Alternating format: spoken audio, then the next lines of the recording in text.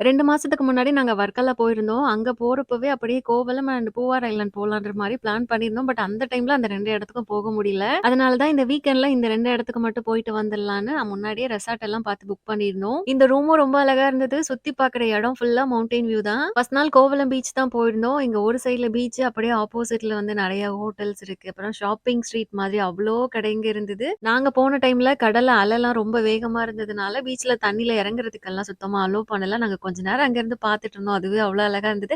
அதுக்கப்புறமா கொஞ்சம் ஷாப்பிங் எல்லாம் பண்ணோம். மெயினா பேக்ஸ் எல்லாம் நெறைய மாடல்ல இருந்தது. அது போக டிஃபரெண்டான ஃபேப்ரிக்ஸ்ல ட்ரெஸஸ் எல்லாம் பார்த்தோம். அப்புறம் ஜுவல்லரீஸ் எல்லாம் நெறைய இருந்தது. அங்க குட்டி ஷாப்பிங் முடிச்சுட்டு அப்படியே பிரியாணி, சிஸ்லர் ப்ரௌனி எல்லாம் சாப்ட்டுட்டு நைட் அப்படியே ரிட்டர்ன் ரூம்க்கு வந்தாச்சு. இந்த ரெசார்ட்டே எங்களுக்கு ரொம்ப புடிச்சு போச்சு. அதனால நெக்ஸ்ட் டேயும் இங்கேயே ஸ்டே பண்ணிடலாம். இங்கேயே ஸ்விம்மிங் பூலும் இருக்கு. அதனால பாப்பாவ காலையில அங்க மட்டும் கூட்டிட்டு போனோம். அவ வந்து ஸ்விம்மிங் பூல் இருந்தா போதும் ரொம்ப ஜாலியா என்ஜாய் பண்ணுவா. 3 டே பூவார் ஐலாண்ட் போலான்ற மாரி பிளான் பண்ணியிருந்தோம். அது வந்து நான் அடுத்த விளாக்ல ஷேர் பண்றேன். பபாய்.